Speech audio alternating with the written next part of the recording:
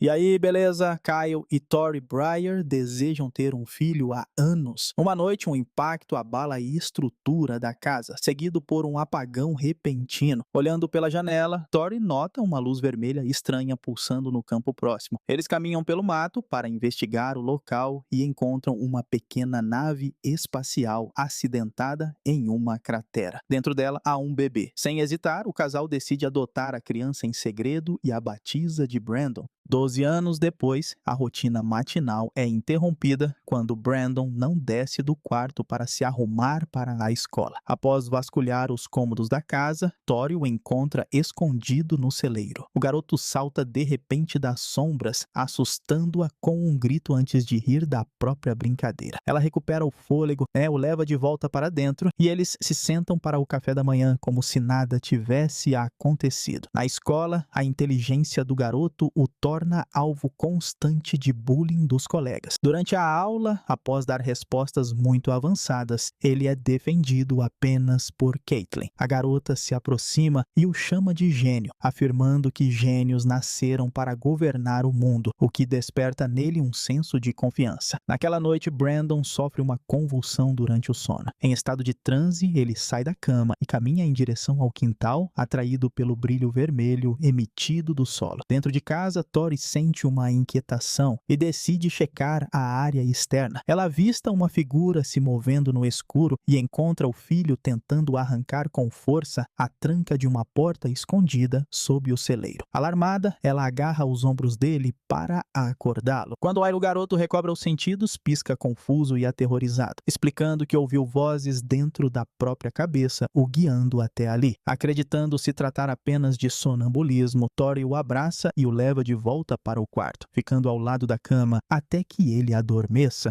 No dia seguinte, Kyle pede ajuda a Brandon para cortar a grama do quintal. Irritado quando o motor do cortador engasga e se recusa a ligar, o garoto puxa a corda de ignição com força e acidentalmente arremessa a máquina para o alto. O aparelho cai de lado com o motor ligado e as lâminas girando. Brandon se ajoelha e enfia a mão na lâmina em movimento. Em vez de cortar sua pele, a peça de metal se contorce e o motor quebra com um estalo violento. À noite, a família comemora o aniversário de Brandon em um restaurante com os tios Mary Lee e Noah. Durante o jantar, Noah presenteia o garoto com um rifle de caça. Preocupado, Kyle toma a caixa, afirmando que o filho é jovem demais para manusear armas. Brandon rebate de imediato, insistindo que já tem 12 anos e idade suficiente para escolher os próprios presentes. Diante da recusa do pai em devolver a arma, o garoto bate as mãos na mesa com força e exige a caixa. As lâmpadas e todos os aparelhos eletrônicos do restaurante piscam e sofrem um apagão por alguns segundos. Kyle tenta arrastá-lo para fora, mas o garoto trava o corpo na cadeira e se recusa a levantar. Tori intervém para apartar o conflito e o jantar é encerrado em um clima tenso. Em casa, Tori tenta acalmar o marido, que está perturbado com a força da explosão emocional do garoto. Ela tenta justificar como uma fase rebelde da puberdade. Na manhã seguinte, durante o café da manhã, Kyle observa Brandon comendo de forma alheia e mecânica, mordendo os dentes metálicos do garfo com tanta força que os entorta. Quando puxa o talher da boca dele assustado, Brandon pisca e parece chocado com o próprio ato. Mais tarde, enquanto arrumam as coisas para uma viagem de acampamento em família, os pais encontram um caderno de anotações escondido. Ao folhearem as páginas, acham algumas páginas impróprias. Inicialmente, tentam relevar como uma curiosidade natural da idade, mas logo se deparam com recortes focados em órgãos humanos dissecados. Assustados,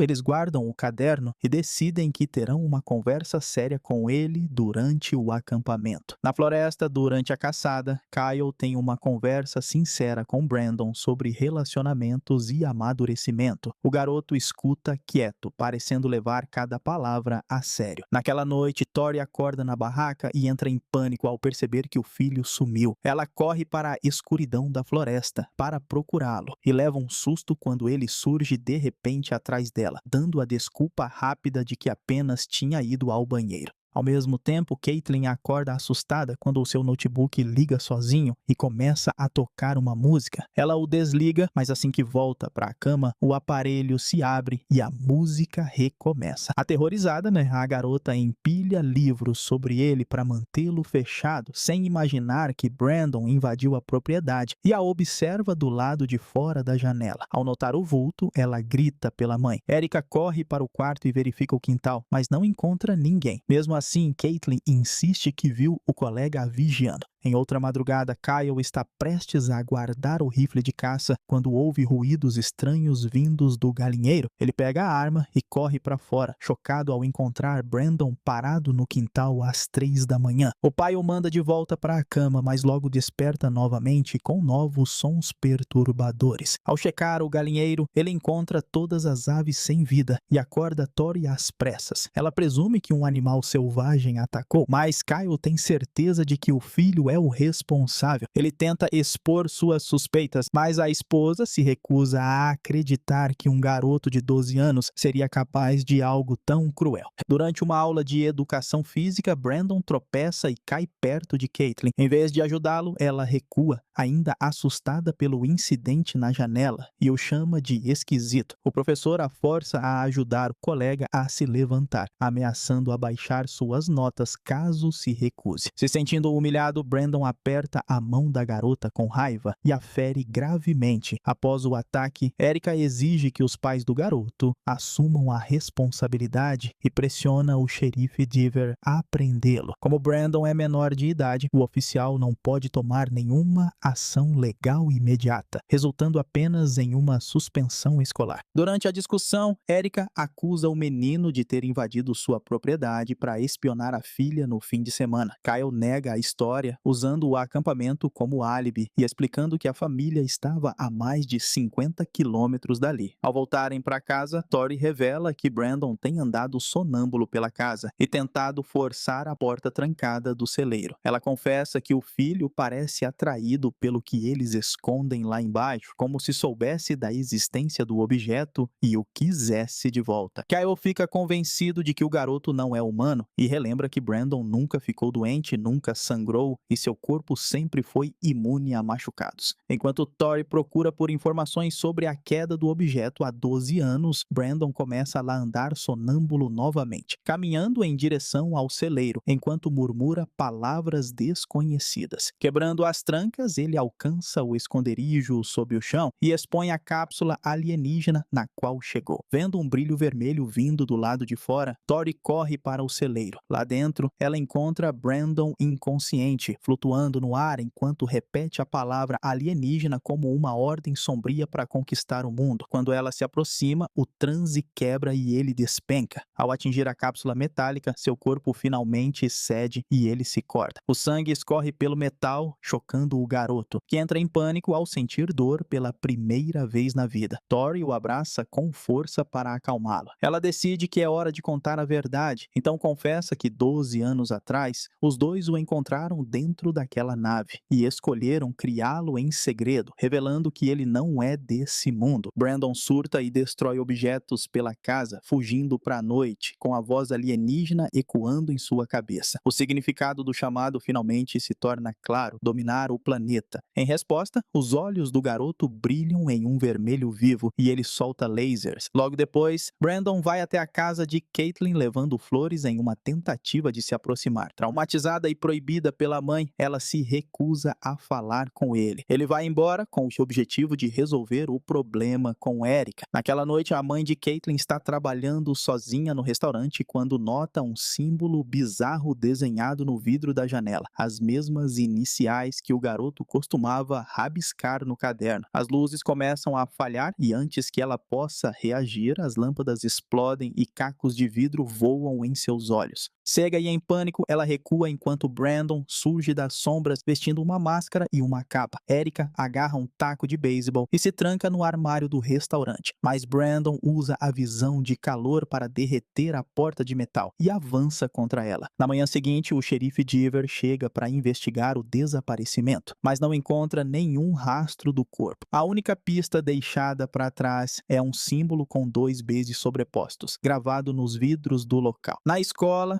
Mary Lee, a orientadora e tia do garoto, chama Brandon para uma sessão sobre o ferimento na mão de Caitlin. Ela busca qualquer sinal de remorso, mas ele não demonstra nenhuma empatia. Chocada, ela avisa que é obrigada a relatar a situação à direção, aos pais e à polícia. Naquela noite, o alarme de segurança da casa dela dispara, alertando o movimento no quintal, mas ela não enxerga nada na escuridão. Segundos depois, Brandon aparece na porta da frente. Ele tenta convencê-la a esquecer o relatório para não causar problemas, mas ela recusa o pedido e bate a porta. Porém, assim que ela vai para a cama, o garoto invade a casa. O ataque é interrompido quando Noah chega do trabalho e flagra o sobrinho escondido no armário usando sua máscara bizarra. Assustado com a invasão, Noah arrasta o garoto para fora e decide levá-lo de volta para a fazenda. No entanto, na garagem, Brandon o ataca. Noah tenta fugir dirigindo, mas com uma força brutal, Brandon ergue o veículo inteiro no ar e o arremessa de volta ao chão, eliminando Noah no impacto. A marca registrada do duplo B é deixada na cena. Em casa, Kyle e Tori entram em pânico com o sumiço do filho. Quando Brandon finalmente aparece sem camisa, inventa que estava jogando futebol e se recusa a entregar as roupas para a mãe lavar. Sabendo que o garoto está mentindo, Tori sugere buscar um especialista em condições raras. Kyle corta a ideia, temendo que a revelação da origem extraterrestre acabe em desastre. Seu medo se transforma em pesadelos, onde a esposa segura o filho com olhos vermelhos e sangue. Quando o telefone toca à meia-noite, Mary Lee avisa sobre o acidente fatal. No hospital, a polícia trata o caso como direção embriagada. Teoria que Kyle rebate, afirmando que o cunhado estava sóbrio. Mary Lee menciona a visita de Brandon mais cedo, deixando-os ainda mais alarmados. No dia seguinte, ao darem a notícia ao garoto, sua reação distante prova a teoria do pai. Fervendo de raiva, Kyle o acusa de ter causado a tragédia e Brandon o atinge com uma explosão de energia, arremessando-o contra os móveis. Decidido a desmascará-lo, Kyle vasculha o quarto e encontra as roupas encharcadas de sangue. Ele mostra a Tori, mas ela se recusa a aceitar que o filho seja um assassino. Kyle insiste que aquele ser não é da família deles e avisa que precisam agir rápido. Naquela noite, ele pede desculpas à esposa e sugere levar o garoto para caçar no dia seguinte, sob a desculpa de consertar o relacionamento deles. Enquanto isso, o xerife Deaver conecta as evidências. O mesmo símbolo duplo foi deixado no restaurante e na estrada. Concluindo que se tratam das iniciais de Brandon Breyer, o oficial vai até a fazenda. Ele descobre que pai e filho já saíram para a floresta e mostra o desenho para Tori. Para proteger o filho, ela mente para a polícia, alegando nunca ter visto a imagem. Após a saída do xerife, ela corre para o quarto do filho e abre seus rascunhos. As páginas estão tomadas por incontáveis símbolos de duplo B, desenhos detalhados das mortes passo a passo e anotações sobre um plano sombrio para dominar o mundo. Ela finalmente aceita que Kyle estava certo e o garoto se tornou uma ameaça. No fundo da floresta, Kyle posiciona o rifle, apontando a arma para a parte de trás da cabeça do filho. Ele aperta o gatilho, mas a bala simplesmente ricocheteia no crânio dele. Quando tenta disparar novamente, o garoto desaparece. O pai tenta fugir em desespero, mas Brandon ressurge das árvores vestindo a máscara bizarra. Percebendo a traição, ele retalia sem hesitar e usa sua visão de calor para eliminar o próprio pai. Em casa, Tori tenta ligar para Kyle em pânico para avisar sobre as descobertas. O sangue gela quando a voz do garoto atende do outro lado da linha, deixando claro que ela é o próximo alvo.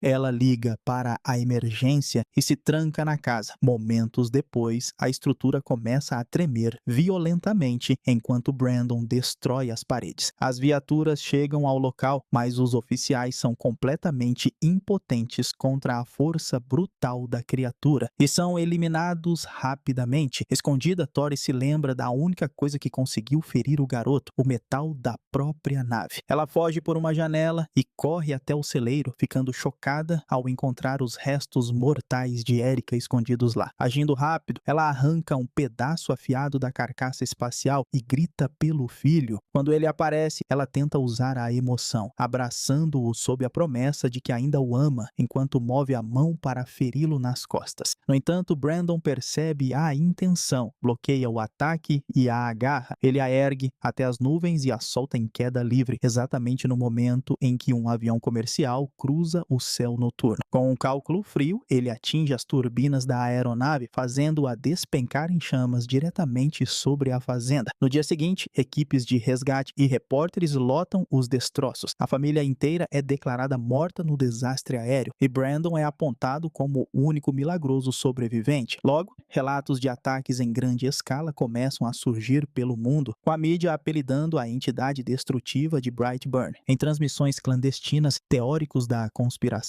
alertam que ele não é a única força superpoderosa no planeta, exigindo que a humanidade haja antes que seja tarde. Terminando assim Brightburn, filme de ficção científica e fantasia de 2019. E eu espero você no próximo vídeo.